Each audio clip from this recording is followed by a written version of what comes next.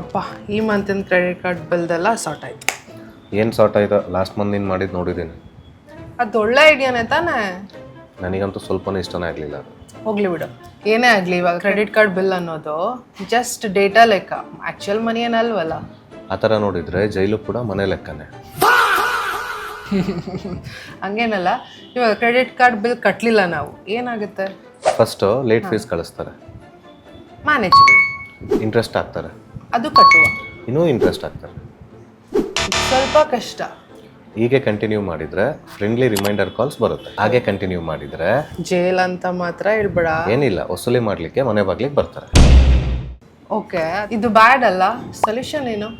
Solution ಏನು ಅಂದರೆ, ನಿನ್ನ ಹತ್ರ ಅಮೌಂಟ್ ಇಲ್ಲದೆ ಇದ್ದಾಗ ಆ ಡ್ಯೂ ಡೇಟ್ ಒಳಗಡೆ ಮಿನಿಮಮ್ ಡ್ಯೂ ಅಮೌಂಟ್ ಅಂತ ಇರುತ್ತೆ, ಅಟ್ಲೀಸ್ಟ್ ಅದನ್ನಾದರೂ ಪೇ ಮಾಡು.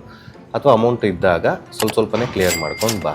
ಇಲ್ಲ ಇನ್ನೂ ನಿನಗೆ ಫುಲ್ ಫ್ಲೆಜ್ಡಾಗಿ ಯೂಸ್ ಮಾಡಬೇಕು ಕ್ರೆಡಿಟ್ ಕಾರ್ಡ್ನ ಅಂತ ಹೇಳಿದರೆ ಮಿನಿಮಮ್ ಡ್ಯೂ ಒಳಗಡೆ ಫುಲ್ ಅಮೌಂಟ್ನ ಕ್ಲಿಯರ್ ಮಾಡು, ಮತ್ತೆ ಯೂಸ್ ಮಾಡು. ಈ ಫಿನಾನ್ಸ್ ಇದಂತೂ ಬಗೆಹರ್ತಿದ್ದು. ಪ್ರತಿ ದಿವಸ ಪ್ರತಿ ಒಂದು ಇಶ್ಯೂಸ್ ಬರ್ತಿರುತ್ತೆ, ಅದನ್ನು ಫಿಕ್ಸ್ ಮಾಡೋದ್ರಲ್ಲೇ ಆಗೋಗುತ್ತೆ.